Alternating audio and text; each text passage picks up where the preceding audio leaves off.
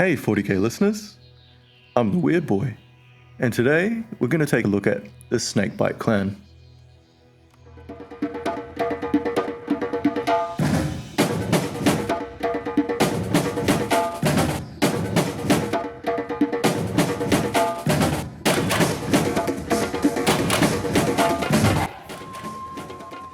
Live off the land, gotta find war, kill what comes close. The old ways are the best. Snakebites are traditionalists, and many of them are only one or two rusty rungs above feral orcs on the ladder of civilization. This has never held Snakebite warbands back, however, for when they unleash their tribal fury upon the enemy, there are few who can long withstand it. Considered backward by more technologically minded clans, Snakebites still follow the old ways. Scorning complicated technological governs, they put their faith in the things they can trust. A good bit of sharpened bone, a heavy stick, or a nice keen-edged chopper. In battle, they daub themselves with mud and war paint, hanging the claws and teeth of beasts they have killed around their necks and wearing poorly cured skins. As a result of their primitive lifestyle, the Snakebites appear weather-beaten and as tough as old boots.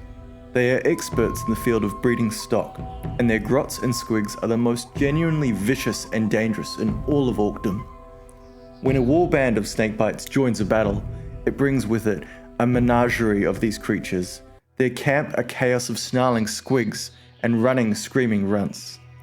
When other orcs are looking for an aggressive attack squig or an unusually fierce or obedient grot, they come to the Snakebite.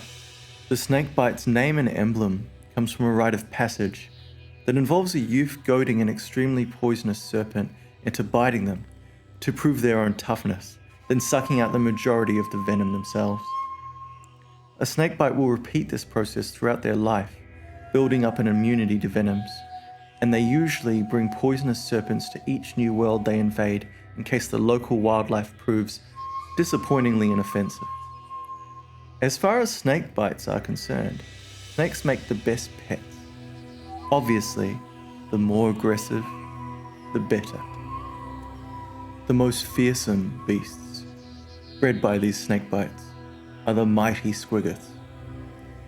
Huge, towering creatures capable of knocking over war machines and trampling entire platoons. A well-trained squiggoth becomes almost completely loyal to its snakebite master, recognizing him by his distinct smell and serving him as both a living battle tank and an enormous beast of burden.